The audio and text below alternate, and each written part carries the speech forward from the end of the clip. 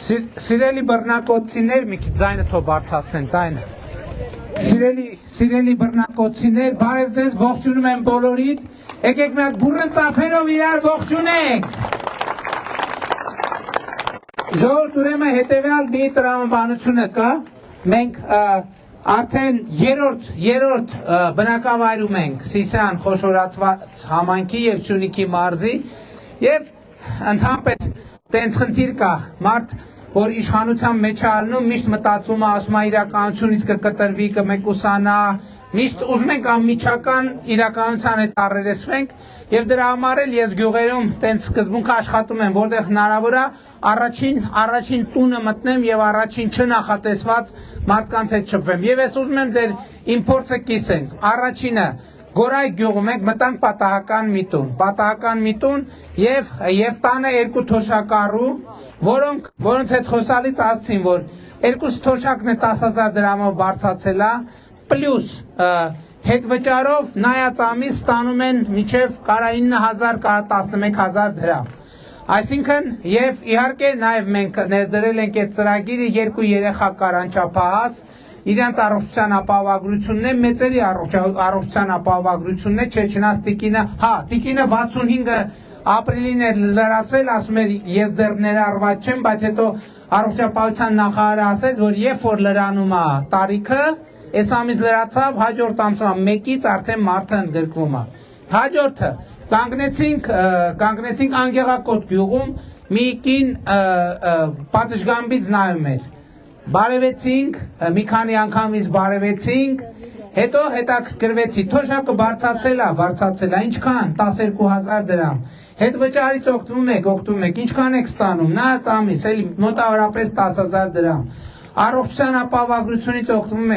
ենք, ասեց, որ վիրահատել եմ ստամոքսս եւ շատ լավ վիճակում էր, համենայն դեպս պատշգամբից նայում էր եւ հլա մի հատ բարձրացանք, քարտեզ բուկլետ նվիրեցինք։ Երրորդը բռնակոտ բնակավայրը, երրորդ բնակավայրն է եւ մենք էլի մտանք մի տուն մտանք, ավելի ճիշտ մոտեցանք մի տան, էլի հարց տվեցինք։ Թոշակը բարձրացել է, ինչքան 10,000, երկու թոշակառու կա տանը, 10,000-ով։ Անկախ ենք առևտուր անում եք, հետ վճար ստանում եք, ինչքան, մոտավորապես էլի 10,000 դրամ, 40,000 դրամ ընտանիքի բյուջեն ավելացել է։ Երկրորդը, պարզվեց տանը պապիկ է, ում աչքերն են վիրահատել առողջության ապահովագրության ծրագրով, դրա համար է դա պատճառը, որ ինքը մեր այսօրվա հավաքին չի մասնակցում։ Եվ ես շատ ուրախ եմ, էլի եմ ասում, որ մենք 3 տեղ պատահական մտել ենք տուն, եւ մենք տեսել ենք մեր ծրագրի արտահայտումը։ Եվ նույնը նախորդ անգամ ներկուսակցական քարոզարշավով, որ այդտեղ լսվում է, այդտեղ ձեզ։ Ներկուսակցական քարոզարշավով, որ Սիսիան էինք այցելել, պատահական մի շքամուտք այցելեցի, մտա այդ շքամուտքը, եւ էլի այս նույն ծրագրերը պլյուս մի հատ տուն կար, որտեղ երրորդ երեխան էր ծնվել եւ երրորդ եւ յուրաքանչյուր հաջորդ երեխայի համար 50,000 դրամ աջակցության ծրագիրն էին ստանում։ Պլյուս դրան, մինչեւ 2 տարեկան երեխայի խնամքի աջակցությունն էր ստանում մայրիկը։ Ես ուզում եմ ձեզ հիշեցնեմ, որ նախկինում այս ծրագիրը գոյություն ուներ միայն աշխատող մայրերի համար։ Մենք դա դարձրինք բոլորի համար, իսկ գյուղական բնակավայրերում աշխատողների համար կրկնակիից ավելի բարձրացրինք, այսինքն երեխան աշխատող մայրիկը գյուղական բնակավայրում, այսինքն չաշխատողներ ստանում, բայց գյուղական բնակավայրում աշխատող մայրիկը երեխան ծնվեց, մինչև 2 տարեկանը ստանում է կարծեմ 59 թե 60,000 դրամ աջակցություն պետության կողմից, էլ չեմ ասում, եթե երրորդ երեխան է ծնվել, նրան գումարվում է նաև երրորդ եւ յուրաքանչյուր հաջորդ երեխայի խնամքի նպաստը։ Բայց մենք այսօր չենք եկել այս ամեն ինչը ձեզ ասելու, որովհետեւ այս ամեն ինչը դուք այսպես թե այնպես գիտեք, չնայած ինչ որ պիտի ասեմ, էլ գիտեք, բայց մենք եկել ենք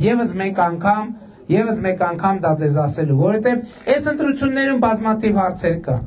Ընդ որում Հայաստանում մենք բազմաթիվ հարցեր լուծել ենք, բայց բազմաթիվ հարցեր չլուծված։ Բայց ես ձեզ ասեմ, որ աշխարհում չկա գոնե մի պետություն այդպիսի գոյություն չունի, որտեղ չկա չլուծված խնդիր։ Խնդիրը այն չի, Թե չլուծված հարց կա թե չէ, խնդիրն է թե հարցեր լուծվում են թե չէ, որովհետև ինչպես առիթ ունեցել եմ ասելու, մեզ թվում է թե մենք որ հարցերը լուծում ենք, դրանով հարցերը քչանում են։ Ոչ, երբ որ մենք հարց ենք լուծում, դրանով հարցը շատանում է։ Ես այս վերջերս եթերով էլ փորձեցի այդ օրինակը բերեմ, որովհետև մարդիկ երբեմն ասում են, այս ինչ է խոսում, ոչ հարցը լուծում ես, հարցը շատանում է։ Այո, երբ որ հարցը օրինակը բերում եմ, ասում եմ, եթե որևէ մեկը չունի ավտոմեքենա,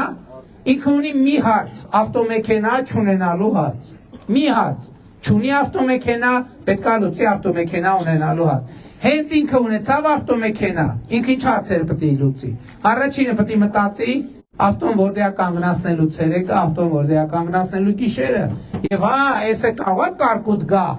Բա ավտոն որտեղ է կանգնելու, ավտոն որ կարկուտի տակ չընկնի։ Երկրորդը պետք է ապայի հարցը լուծի անպայման, որովհետև նախկինում չուներ ավտո։ Նախկինում չուներ ավտո, այս կարկուտի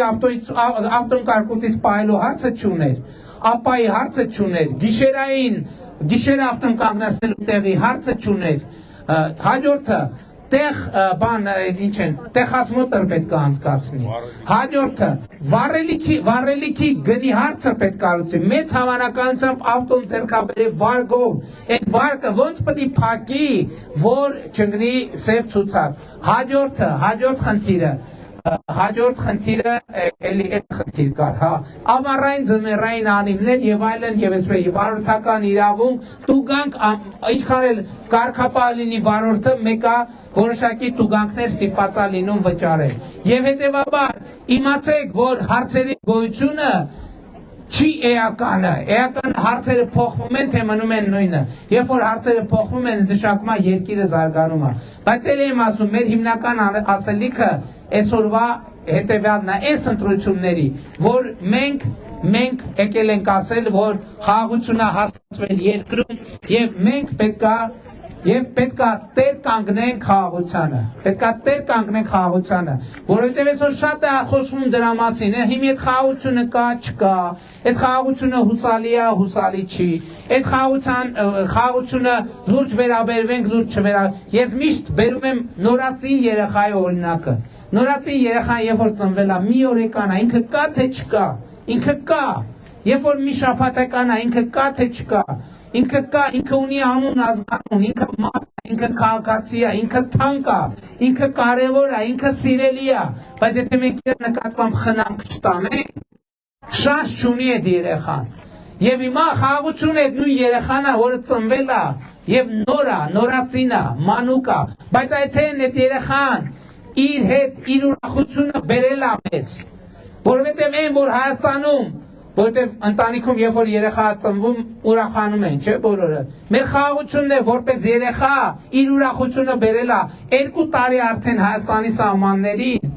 Ադրբեջանի հետ կրակահերթերից որևէ մեկը չի զոհվել, որևէ մեկը չի վիրավորվել։ Դա մեծ ուրախություն է մեզ համար։ Թոշակները, որ բացացել առողջապահության ապահովագրությունը հաստատվել, դա նաև խաղաղության շնորհիվ է, որովհետև եթե մենք վստահ չլինենք խաղաղության մեջ, կմտածենք այդ 100 միլիարդը ոնց ծախսենք այս նպատակի համար, պահենք մի ուրիշ նպատակի համար կանենք, պատրաստվելով պատերազմի եւ էսկալացիայի, բայց մենք գիտենք, որ խաղաղությունը վստահելի է, բայց ուզում եմ ասեմ, որ մյուս կողմից չմտածեք, թե մենք անվտանգությունը բաց ենք թողել, բանակը բաց ենք թողել եւ այս շահարկումների պատասխանը տալու համար է, որ մենք մայիսի 28-ին Երևանում զորահանդես հաշվետվություն ենք տալու ձեզ, ընդ որում